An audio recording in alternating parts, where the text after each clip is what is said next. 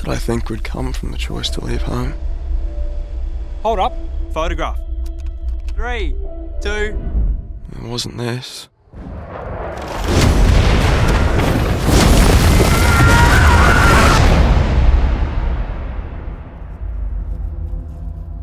You about to tell me you're off to the war? You better be bloody careful. Stand to! So how do you boys want to go there? Bullet, shell, gas? I'll be going home, thank you very much.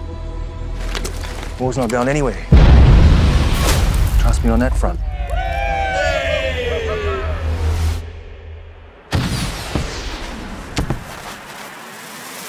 Safety off now, lad. They're going to push the army north to end the war. Seems reckless. Well, that's the idea. I'm in. Gas! Gas! Gas!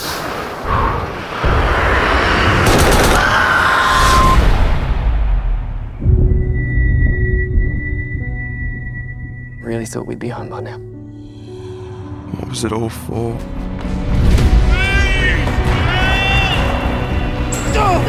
Come on! You'll put us all in danger if you don't cut this hero ship. This is your fault!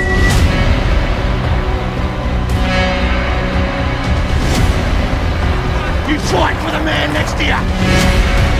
I'm in debt to these boys. 3, 2.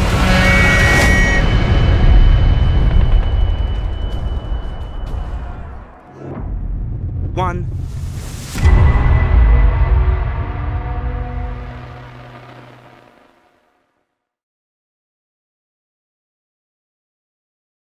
Doing? I'm well. How are you, John? I'm doing great. I just have a funny story to tell you real quick before we get started. Like, because I saw another Australian movie. Because I don't know if you know Brent Foster, who he's done Life After Fighting, the martial arts movie, one of the best martial arts movies of the year, and it's from Australia. And now I see Before Dawn. Yep. One of the best war movies. It's like, you guys in Australia, like, what are they? What's in the water? What are you guys drinking down there? Yeah. It's always, it seems to be that we always like, oh, let's just make this and see how it goes. And then it ends up turning out to be some epic that, and it's like, oh, the reviews are really good. We never expected that. So I think for us, it's just like, oh, if it's a good story, let's do it. So, but yeah, there's something magical about filming in Australia. It's beautiful. Like I've never been there, unfortunately, but like what I've seen on TV and films and stuff like that, it looks incredible. Now, let's talk about you first, sir. Of course, because you directed Before Dawn, which is what we're talking about here, which is coming out courtesy of the fine folks at Logo USA. You were in high school when you got it. You started working in the industry, and you were still. Can you talk a little bit about that? Because that sounds kind of like Doogie Howser. I don't know if you know that show from he's like, the doctor when he was in elementary school, type of thing. So talk about that. Well, the funny thing is so those that know me reckon I was born in the wrong era, because I actually grew up watching Yul Brynner, Steve McQueen, John Wayne, like the old man back when Blockbuster and Video Easy were a thing, would go there and go get these black and white, movies, Stagecoach and whatnot, and they'd go, oh, is this for you or is this for your dad? My dad they were thinking it was his dad. No, this is for my 5-year-old son. So I very much always fascinated with how it worked. But yeah, I started making all these short films, and Jack Thompson, very well-known Australian actor, he I got to meet him through some film festivals and gave me some advice and kind of mentored me a little bit. And then I was like, okay, well, he's given me this great advice, and he's told me, just go out and just do it, just keep making stuff. And when you're a teenager and you're young and ignorant to actually understanding how films actually work, and that you need money and all this sort of thing, I just went out and started doing it. And then, one thing led to another, started winning these awards and festivals, and the rest is history, as they say. But I read the diaries, which Before Dawn is based on. I read those when I was 15, and reading those diaries and being able to go, okay, wow, this is an incredible story. And then I started speaking to people, and they all turn around and go, oh, yeah, no, World War I, Gallipoli. No, there's 3.5 years that followed Gallipoli. And, did the Australians fight on the Western Front? You know, did the New Zealanders fight it on the Western Front? Yeah, they did. In fact, they were part of the greatest military victories of all time. So that was me as a 15-year-old going, yeah, one day I'm going to make this film. And so everything has kind of been leading up. Well, I shouldn't say leading up to this one because we've got other projects on the go as well. But it was like, okay, we're making this film, then this one. And then they were all kind of practicing ready for Before Dawn because I knew it was going to be in trenches. It was going to be tight spaces. It was going to be parts where we're going to actually build a bunker underground and that sort of thing, and pyrotechnics. I wanted to do everything for real. So the firearm side of things. So that way, by making Westerns, and it was almost testing the waters in a sense, getting ready for this one. So making those features before it kind of built the foundation to what we needed for this. And yeah, it just, you know, it kind of, like I said, the rest was history, and we went out and decided to make this film. And it definitely was the hardest shoot that any of us have been on. Even the cast said that as well, because it was the coldest winter on record. It was the wettest winter on record in the area that we filmed in. And, you know, when you think of Australia and everyone thinks, oh, hot outback, or it's pouring down and it's like torrential rain. Well, yeah, that literally is what it is. So being able to film in this location, we had to postpone a little bit because of COVID, which worked out in our favor because the trenches were eroding and the set was eroding. But then, you know, every time it would rain, we actually had some interns that were on set that hadn't worked with us before, and they were all like going, why is everyone moving? It's raining outside. It's like, yep, we're off to go film now. This is when we're filming. Yeah. So yeah, to make it as realistic as possible. And there's parts of the film that people might look at and go, oh, that's CGI. And it's like, no, that's actually real. You know, the parts that you think aren't CGI might have been a little touch up or something. But yes. Yeah. That's what I love. Because, like, you know, and again, no offense to like the big budget movies and stuff like that, but like CGI is, you know, the way to go. I love practical. I'm from the 80s and the 90s. Yep. I'm all practical effects. If you're going to blow something up, blow something up. If you're going to wreck a car. You know, if you're going to do a fight scene, do a fight scene, you know. So let's talk about this movie, because you mentioned it a little bit already, but, you know, usually when they make war movies, it's World War II and it's D-Day and, you know, that type of stuff. So now this, for one, it's World War I. Not a lot of movies get made about World War I. I don't know, like they have been, but not as many as World War II, unfortunately. So talk about the story. And of course, Jared Russell wrote it. So talk about, you know, what he brought to it and just like bringing this into the spotlight, because again, you were saying, like, you know, yeah, Australians fought in it. Yeah, they died in it. You know, it's like, it's an important piece of history. Yeah, it was very much so. Yeah, with Jared, it was so. Those are, I'm very collaborative. I love like being on set and an actor going, oh, why don't we try this? Yeah, cool. And I usually have a conversation with everyone, and those that have worked with me before know that if I turn around and say no, there's obviously a reason. We don't have time to explain it. We'll talk about it later. But I love like hearing, you know, especially actors that have lived in that character for the last 6 months in rehearsals and all that. So being able to bring that out, but. Jared and I worked on the story together. So I've always kind of like, okay, this is the diaries, this is the story. Yes, I'll work on the screenplay with you and give feedback, but I want you to work on the screenplay because you'll be able to be the one that's connected to that. So when I'm on set and I'm going to make the tough decision to go, no, we have to cut that scene, I'm not thinking, I've just spent 3 months writing that scene.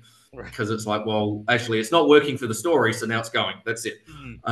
So being able to do that, but also Jared was able to bring. I really wanted it to feel raw, like the diaries, and you know he did that. And I remember even in the edit stage, going, okay, actually, the narration. Let's change the narration around here. Let's actually bring it more to the diaries, and having someone like that you can be collaborative with and bounce ideas off.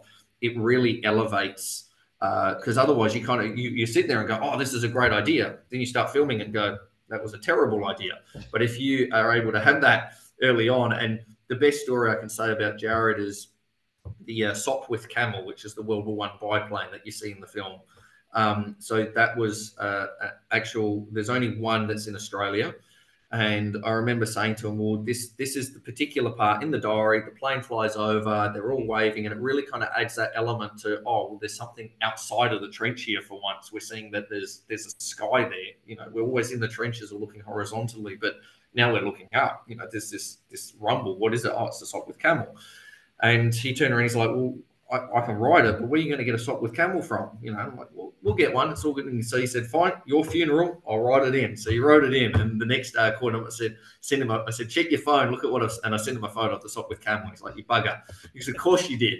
And so from since that moment, then there was never any questions of what we could or couldn't get. It was more about what's actually working for the story here and what is going to take people on that emotional ride. And at the premiere, we had people coming out in tears, and that's when I was like, "Oh, what have I done wrong?" But also at the same time going, "Oh, wow, people, wow, okay, this is really hit them. This is what we wanted." And one couple came out and said, "Oh, we feel like we're covered in mud." I'm like, "Great, that's what we wanted." Now talk about Levi Miller, who plays Jim Collins, because it leaves a breeze with him, because we go through this journey through him. So talk about him and what he brought to the table in the movie. So Levi was so I actually watched Pan, and I remember watching him in that, and going, "Wow, this, he's really talented. I can definitely see that he's going to be going places, etc." And then that was it. Didn't think of anything beyond that. Worked on films and all that.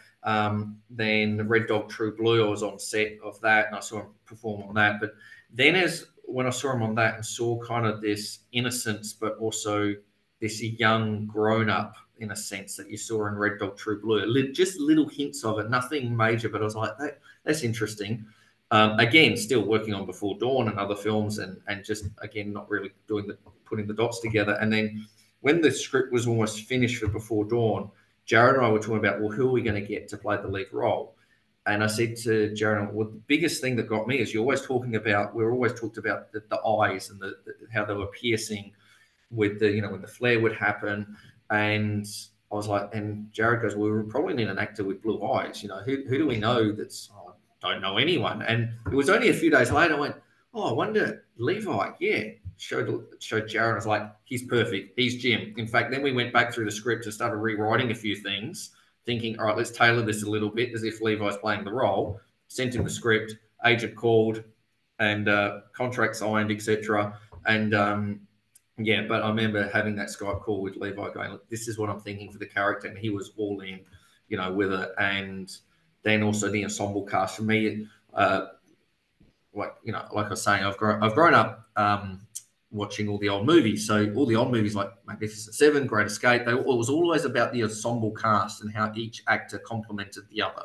So it was like, okay, we've got Levi as the lead here, but now it's actually, yes, it's Jim's story. It's the character that Levi's playing story, but it's also the story of everyone around him.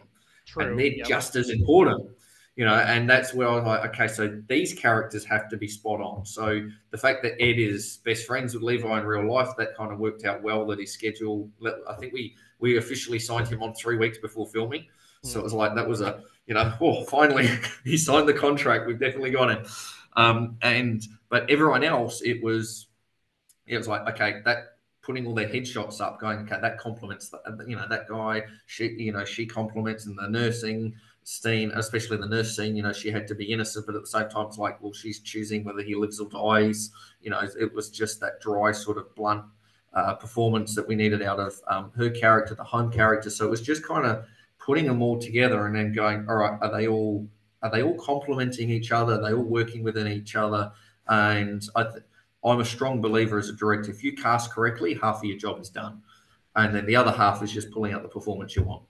So, that was very, very important for me, but it was awesome working with Levi, awesome working with every cast member, really. And, I mean, I got to work with some actors that, years and years ago, I'd be like, oh, I'd love to get their signature. And it's like, now I'm telling you what I want you to do in my movie, which was really like pinching myself here. Right. So, okay, so we got to wrap up real quick because I do an action film website. So if I didn't talk about the action, people would be like, what? Yep. So Trench Warfare, again, another, it's tight, it's claustrophobic. Talk about how did you accomplish these sequences, like with what you had, real quick. So one of the key things with us was actually just having extras that were current servicemen or they were veterans. Okay. And what was brilliant with that is, it kind of, our safety officers would hate me on these days, but I'd put them in there with the props and go, right, fight each other, go, Right. And they would just fight each other, do their things, and they'll go, okay, maybe change that. And we have the combat guys come in, change that a little bit, because even the combat guys were going, well, like these guys were tough, you know. And then were you like, and then hopefully somebody's shooting the camera right now? Were you like, hopefully somebody? Well, no, yeah, it was kind of like we called it a kill each other, but only 50%, so we can see what you're going to do. And then we'd adjust a little bit, myself and the DOP, and then we go, all right, this is what we're going to, and then we would then pick and choose what we're going to do from that. So in a way, it wasn't like, okay, let's choreograph this, because you can't choreograph trench warfare because it's just so close, and it's just like whatever happens, happens. Yep. You know, there's the scene where he swings around and he hits him with the helmet and that sort of, and it's like, that's pretty much. And so some of those guys were telling me about when they served, there was actually trench warfare that they were in Afghanistan and what happened there. And they were using that as inspiration to, you know, and so then also some of the black and white videos and photos and that sort of thing. And so, yeah, building on that, but also other action in a sense was the fact that we caused an earthquake, you know, which is pretty cool to say. 2.7, 2.8 on the Richter scale. And it was pretty much $1.4 million of explosives. Because again, I want to do everything for real. So it was 8 months worth of planning, surveying the land. It was all the drilling, putting all the explosives in the week before, you know, sealing it all up. And then, it was all like within 10 seconds, it just went up, you know, and then we had extras and then had to add power on top of that as well. And so I remember it was all, you know, had it all above board, all the red tape was sorted, and we had the Bureau of Meteorology on standby and did it. And then they gave us a call and said, 7:27 a.m. there was a earthquake. It was 2.8 on the Richter scale. Was that you by any chance? Yeah, that was us. You know, my explosives experts going, yeah, that was us. No worries. Yeah. So amazing job, Jordan. Like I said, Australia, you guys are really like doing, you know, getting these movies out, and phenomenal job. And I hope when it comes out, especially here in the States, that people see it, because it's an immersive experience. It's bombastic, and like what you did with what you had was truly incredible. And I look forward to see what you do in the future, sir. Thanks very much. Yeah, we got a few things lined up. In fact, we've actually got the documentary coming out on the making of this film because of how unconventional and crazy it was. So that comes out July 5th. And then, we got a few films lined up next year, which we'll be announcing as well soon. So, yeah, definitely stay tuned. Sometimes the behind the scenes is better than the movie. It's not that the movie's not good. But I love me a good documentary where Stallone's Expendables. His documentary about making that movie was better than the movie itself. You know what I'm talking about? And I guess just quickly before you go is the first day when everything was going wrong. That's when the director of the doco who was filming behind the scenes came up and said, "I'd like to make a documentary," and I went, "Oh, great, because everything's going wrong. Wonderful." Well, good. Congratulations with the movie. Good luck. Have fun with it when it comes out, when people see it, and all the accolades you'll get with it, because a phenomenal job. And I hopefully we talk again in the future, like with something that you do, and just good luck. Thanks very much. Appreciate it. Right. Take care. Yeah. Have a good day, sir. All right. Bye-bye. You too. Okay.